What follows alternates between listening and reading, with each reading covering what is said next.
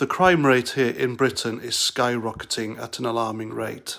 Violent crime especially is on the rise. Now, people can blame this on the cost of living crisis and people trying to survive. But there are better ways to survive than preying on your fellow human being and making them suffer.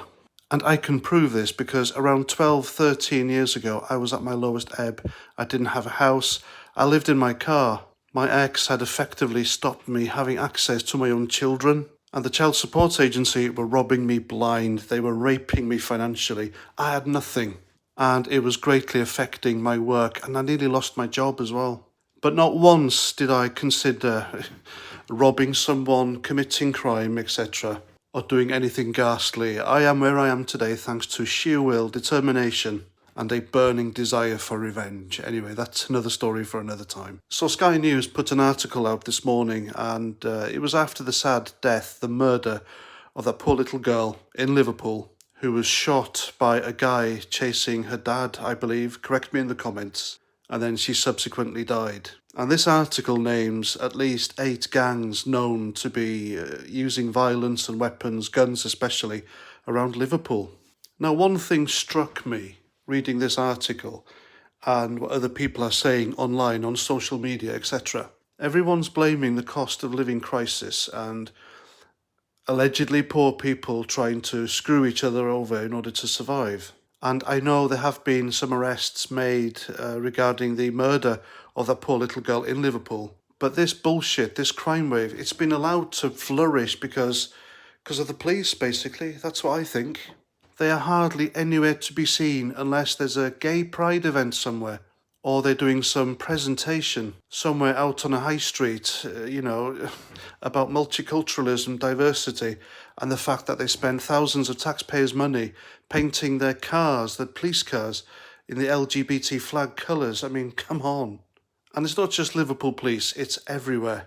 I mean, we all saw the story of that ex-soldier in Aldershot arrested by at least 5 members of Hampshire Police because he posted on Facebook the LGBT flag rearranged to show the swastika.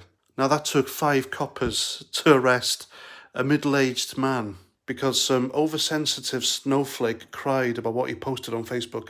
It's ridiculous. The police have got all their priorities wrong.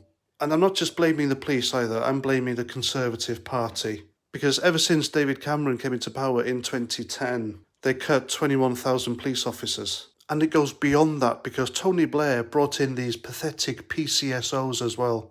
Now, PCSOs are basically civvies wearing a police uniform, but they have no powers whatsoever.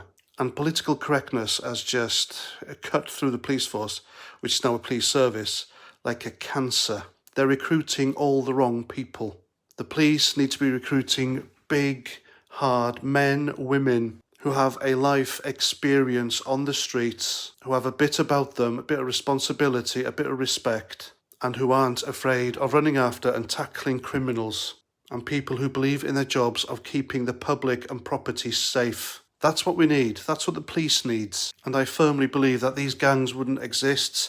There'd be less weapons on the streets if Britain was swamped by police officers doing their job, instead of hiding behind some fucking keyboard in the police station, scouring the internet for hurty words. And so while these gangs are running around roughshod on the streets, shooting each other, and innocent bystanders and innocent kids, the police in this country are more concerned about offensive stuff on the internet and fighting each other in the police stations, because some female police officer has recently come out and saying that misogyny is a problem within the police force. Well, excuse me, I was a prison officer for 11 years. I dealt with the police on a near daily basis, and I can assure you, misandry is also a problem because there are many a man-hating lesbian in the police force today who hate men with a vengeance, and I've heard them say the most awful things. But box tickers, they get a free pass, don't they? It's okay when they do it. So the police need to be recruiting the right people, and I don't care what colour they are, gender, sexuality, religion. Just walk the streets, be patriotic, and uphold the rule of law. And perhaps to top that off, we also need an old school Conservative Party as well, when the Conservatives really were conservatives, and they were the party of law and order. So until that happens, unfortunately, more stuff like this will happen. And it's high time we had total bastards on our side, on the public side, the people who pay their fucking wages. Because the criminals, they don't give a shit if you're nice. They know they've got rights now. They've got more rights than the rest of us.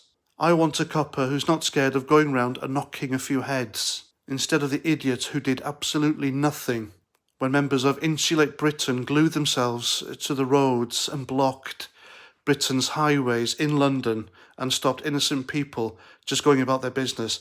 And that copper who went up to him and said, "Would you like a cup of tea? I don't want her in the police force. I want her gone. And I want her replaced by someone who would have dragged these idiots off and carted them down to the cells. I want hard bastards as policemen. I don't want fucking weak, communist, Marxist, socialist, indoctrinated, middle class fops who have absolutely no fucking idea what life is all about and has probably been bailed out by mummy and daddy more than one occasion." Anyway, that's my video. That's me rant. It's horrible, concerning times here in Britain when a 9-year-old girl can get shot in her house. And may she rest in peace. And I hope her parents get some sort of absolution out of all this. I really do. And that's that. That's my video. Comment, share, subscribe, all that lovely stuff. And until the next time, hope you have a nice day. Take care of yourselves, and Roger Trout.